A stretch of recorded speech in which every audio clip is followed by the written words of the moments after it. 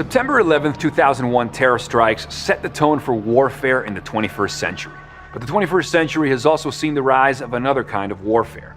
Warfare that lets nations and loners do battle without guns or bombs. These days, the biggest threat we face may be a rogue actor with a laptop and a desire to wreak havoc.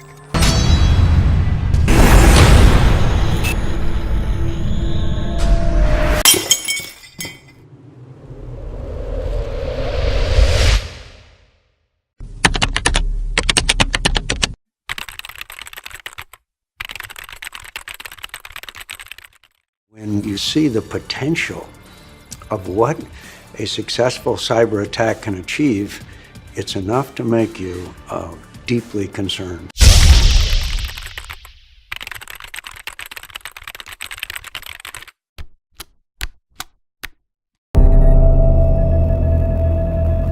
In 2010, a computer virus named Stuxnet demolished a secret Iranian nuclear weapons plant. What made Stuxnet different was it didn't just stick to the cyber world. It actually breached and caused sort of real-world kinetic damage. It's nothing that we had ever seen before. And so Stuxnet just began spreading all around the world onto Windows machines everywhere.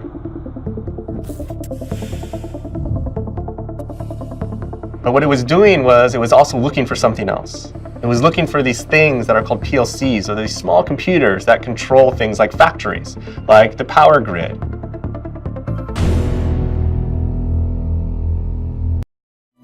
When looking at the Stuxnet code, it's 20 times the size of the average piece of code, but contains almost no bugs inside of it. And that's extremely rare. Malicious code always has bugs inside of it.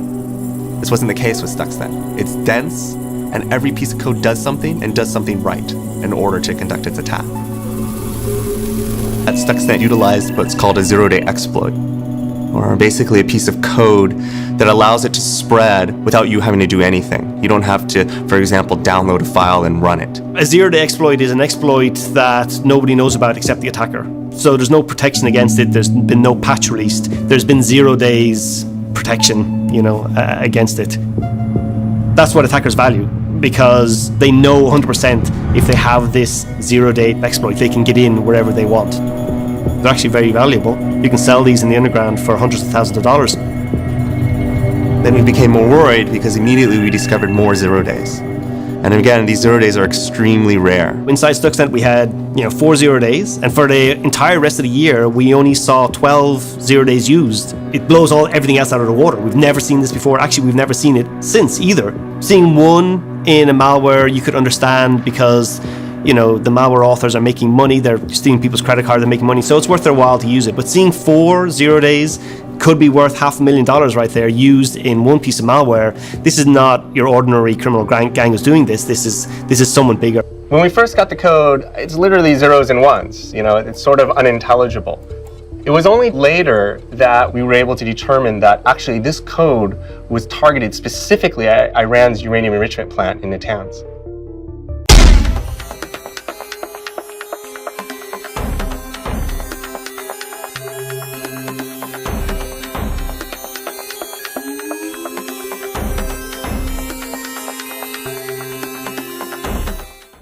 And it's likely that it isn't a single nation state. I was in NSA.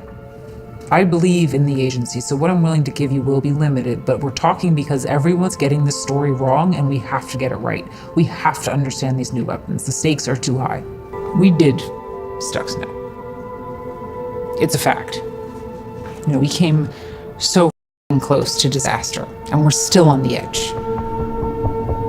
It was a huge multinational interagency operation. In the US, it was CIA, NSA, and the military, Cyber Command. From Britain, we used Iran Intel out of GCHQ. But the main partner was Israel. Over there, Mossad ran the show, and the technical work was done by Unit 8200. Israel is really the key to the story.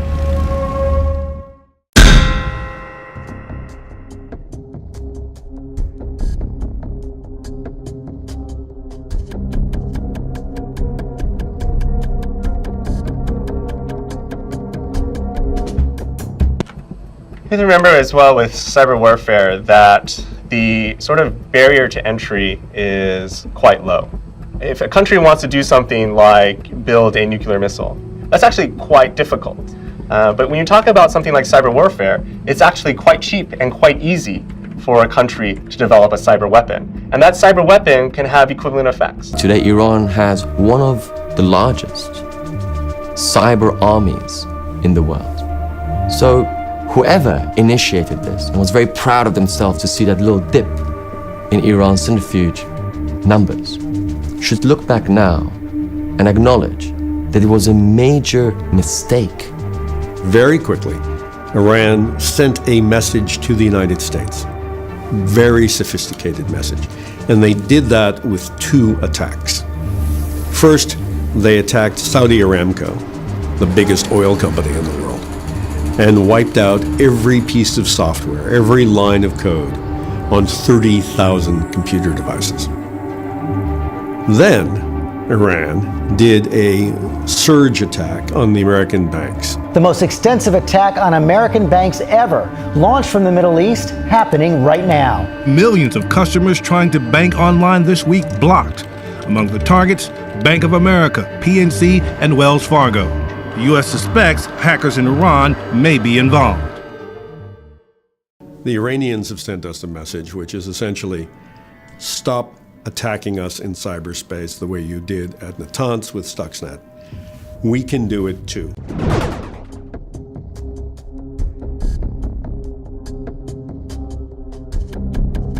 2 answers before we even get started. I don't know, and if I did, we wouldn't talk about it anyway. It's classified.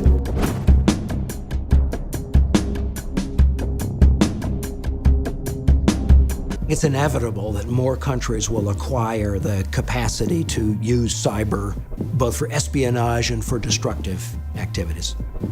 And we've seen this in some of the recent conflicts that Russia's been involved in. If there's a war, then somebody will try to knock out our communication system or the radar. State-sponsored cyber sleeper cells, they're out there everywhere today. But when you dug into the budget for cyber spending during the Obama administration, what you discovered was much of it was being spent on offensive cyber weapons. You see phrases like Title 10 CNO. Title 10 means Operations for the US military, and CNO means Computer Network Operations. This is considerable evidence that Stuxnet was just the opening wedge of what is a much broader US government effort now to develop an entire new class of weapons. I mean, you've been focusing on Stuxnet, but that was just a small part of a much larger Iranian mission. Nitro Zeus, NZ. We spent hundreds of millions, maybe billions on it. In the event the Israelis did attack Iran, we assumed we would be drawn into the conflict. We built in attacks on Iran's command and control systems so the Iranians couldn't talk to each other in a fight. We infiltrated their IADs, military air defense systems, so they couldn't shoot down our planes if we flew over. We also went after their civilian support systems, power grids, transportation, communications, financial systems. We were inside, waiting, watching, ready to disrupt, degrade, and destroy those systems with cyber attacks. In comparison, Stuxnet was a back alley operation. NZ was the plan for a full-scale cyber war with no attribution. We were everywhere inside Iran, still are. The science fiction cyber war scenario is here. That's Nitro Zeus. When you shut down a country's power grid, it doesn't just pop back up. You know, it's more like Humpty Dumpty. And if all the king's men can't turn the lights back on or filter the water for weeks, then lots of people die. And something we can do to others, they can do to us too.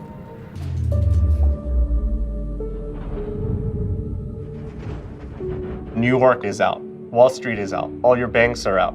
You can't even withdraw money. You know, you can imagine people panic starting and people trying to get cash. You can't get cash. ATMs aren't working.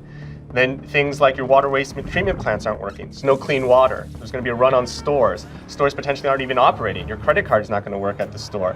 There'll be absolutely mass panic. The question is that the kind of world we want to live in? And if we don't, as citizens, how do we go about a process where we have a more sane discussion? I'm old enough to have worked on nuclear arms control, and biological weapons arms control, and chemical weapons arms control. And I was told in each of those types of arms control, when we were beginning, it's too hard, there are all these problems, it's technical, there's engineering, there's science involved, there are real verification difficulties, you'll never get there. Well, it took 20, 30 years in some cases. But we have a biological weapons treaty that's pretty damn good. We have a chemical weapons treaty that's pretty damn good. We've got 3 or 4 nuclear weapons treaties. Yes, it may be hard, and it may take 20 or 30 years, but it'll never happen unless you get serious about it. And it'll never happen unless you start it.